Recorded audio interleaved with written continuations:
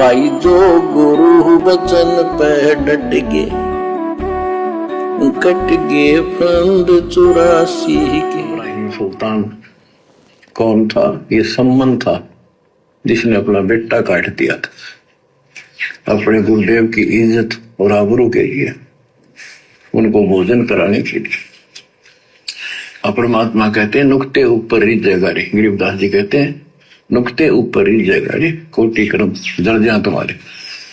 नुक्ते ऊपर रीजेगा रे, कोटि कर्म जल जा तुम्हारे। इस प्रकार से हमारे पाप कर्मों का नाश होता है।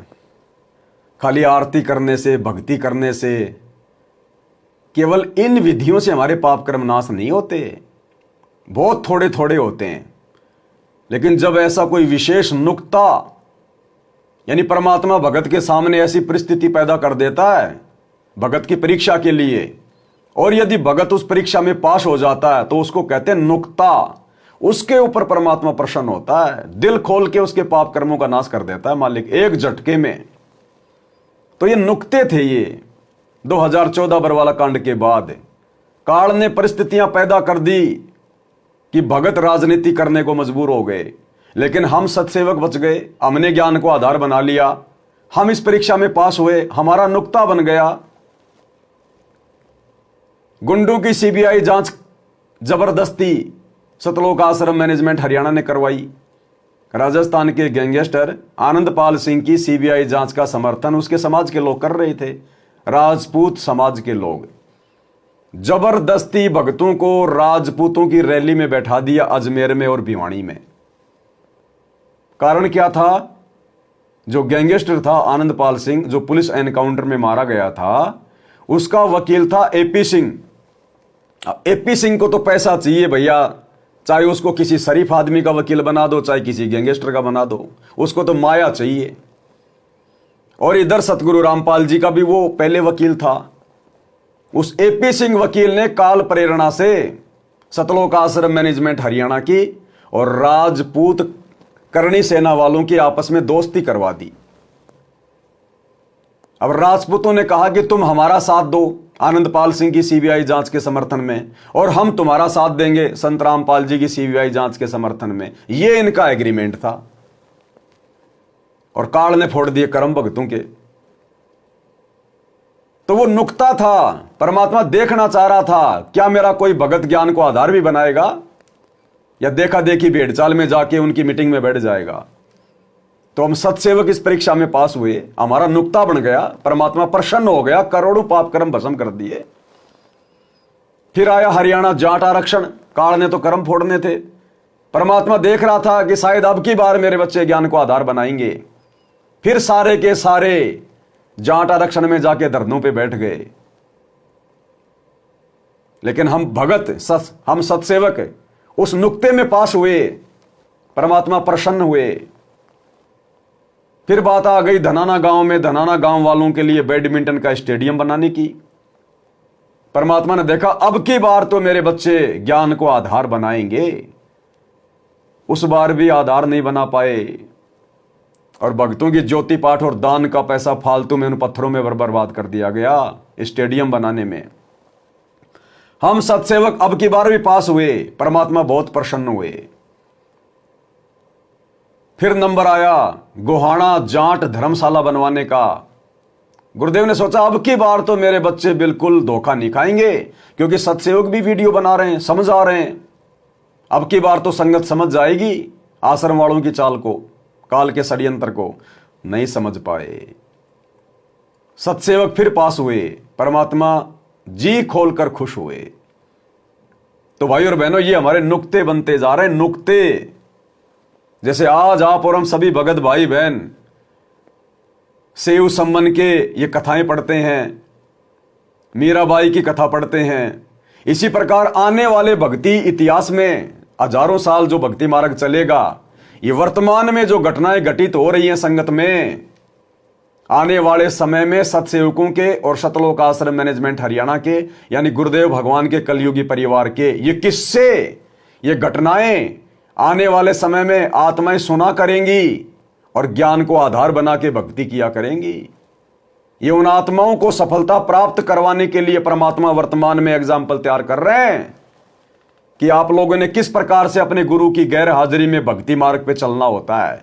गुरु के परिवार को देखकर, कोऑर्डिनेटर को देखकर, या गुरु के ज्ञान को आधार बनाकर।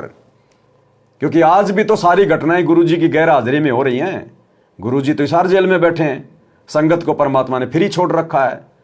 इसी प्रकार कल को गुरु जी सतलोक चले जाएंगे, तो उस समय इन घटनाओं को माध्यम बनाकर आत्माएं भक्ति करेंगी, सावधानी बरतेंगी। जैसे आज हम मीराबाई की घटना, धर्मदास जी की कथा, अर्जुन सर्जुन की कथा, सेव सम्मन की कथा, इन कथाओं को पढ़ पढ़कर आज हम सावधानियां बरत रहे हैं। तो भाई और बहनों, आप और हमारे मोक्ष में तो ज्ञान आधार से कोई संशय है नहीं, यदि आजीवन मर्यादा में रहे तो। और बाकी तो भाई भक्तों ने अपना जीवन बर्बाद कर लिया, ये जीवन तो बर्बाद कर लिया, आगे मालिक की मौज। अब उसके मन में, क्योंकि ये सत्संग इसलिए सुनाए जाते हैं कि आपकी आत्मा यहां से कति हट जाए और केवल सतलोक में आस्था बढ़ जाए। उसकी सतलोक में आस्था बढ़ी नहीं उस समय, और ये पश्चाताप करता रहा, हे भगवान मैं धनी होता, बेटा काटना नहीं पड़ता, हे भगवान मैं धनी होता। उस जन्म में भी मालिक ने उसको बहुत कुछ दे दिया था, लेकिन फिर भी उसकी वो इसी तड़प के कारण दे दिया, तो वो ही उसका जान का झाड़ बन गया, वो पार नहीं हो पाया। और फिर अगले जन्म में एक नौशेरवा नाम का बादशाह बना। परमात्मा कहते हैं वो छोटी सी सोच, भक्ति के विरुद्ध छोटी सी सोच उसके जी का झाड़ बन गया, वो पार नहीं हो पाया। अब सोचिए कितनी छोटी सी गलती भक्ति मार्ग में भगत को कितना नीचे गिरा देती है। तो इसी प्रकार हमने भी अनावश्यक डिमांड अपने मन में भी नहीं सोचनी है। गुरु से प्रार्थना करना तो दूर, हमने सम्मन की तरह अनावश्यक डिमांड जो काल प्रेरित हो हमने सोचनी भी नहीं है, अन्यथा सम्मन की तरह हम भी नीचे गिर जाएंगे, हमारे जी का झाड़ बन जाएगा। 70 गंज यानी 70 अरब संपत्ति थी, एक पैसा दान नहीं करे परमात्मा ने। वहां जाकर उसको झटका दिया तो थोड़ा बहुत दान करवाया, वही आत्मा अगले दिन में अब्राहिम सुल्तान अदम बना। अब जैसे कर्म कर रखा हो फल तो भगवान देगा, लेकिन इसने के चाटे सुख न इस धन न इस राजपाट ने अगले दिन में कुत्ता बनेगा। परमात्मा को पता होता है, हम अनजान बालक होते हैं, इसलिए परमात्मा उस नरक से निकालने के लिए अब्राहिम सुल्तान अदम के साथ, उनके साथ कितना कष्ट उठाया जाता है। एक जीव को निकालने के लिए कितने प्रयत्न किया जाता है। और आप इसी तरह बच्चों, इसी प्रकार परमात्मा देखो आपके लिए कितनी व्यवस्था कर रहा है, कहां से अपनी महिमा सुनवा रहा है, कहां से आपको जगा रहा है, आपको प्रेरित कर रहा है। बच्चों लोक अच्छा नहीं, इसमें तुम आंख मीच कर मत बैठो। ये लोक अच्छा नहीं है, इसमें तुम आंख बंद करके मत बैठो। और गुरुदेव कह रहे कि परमात्मा कहां बैठकर तुम्हें सत्संग सुना रहा है। ये सत्संग कहां से आ रहे हैं? जेल से। कि भगवान भी तुम्हारे लिए इतना चिंतित है, कहां बैठकर सत्संग कर रहा है। अरे जेल से कभी सत्संग आते हैं? आज तक कभी किसी के आए? भूतो न भवस्ति, ना पहले इतिहास में कभी हुआ, ना आगे कभी होगा। समर्थ अपनी समर्थता दिखा रहा है। इस बात से भी हमने समझ जाना चाहिए कि हमारे गुरुदेव कौन है। क्या उस जेलर की नौकरी नहीं जाएगी? क्या प्रशासन को डांट फटकार नहीं लगेगी हाईकोर्ट से कि एक एक घंटे के सत्संग जिसके ऊपर देशद्रोह का मुकदमा लगा हुआ है कैसे बाहर वायरल हो रहे हैं? आसाराम की 1.5 मिनट की ऑडियो आज से 4 साल पहले वायरल हो गई थी, टहल का मच गया था। हाई कोर्ट ने आसाराम को फटकार लगाई थी कि दोबारा अगर शिकायत आ गई ठीक नहीं रहेगा। और यहां पिछले 5-6 वर्षों से ऑडियो वीडियो एक एक घंटे के सत्संग, कोई माई का लाल चूं भी नहीं कर रहा। क्योंकि समर्थ जब तक नहीं चाहेगा कोई चूं भी नहीं कर सकता, चूं भी। तो इससे भी हमने समझना चाहिए कि हमारे गुरुदेव कौन है। आम संत हैं, परमात्मा के भेजे गए संत हैं, या स्वयं परमात्मा है।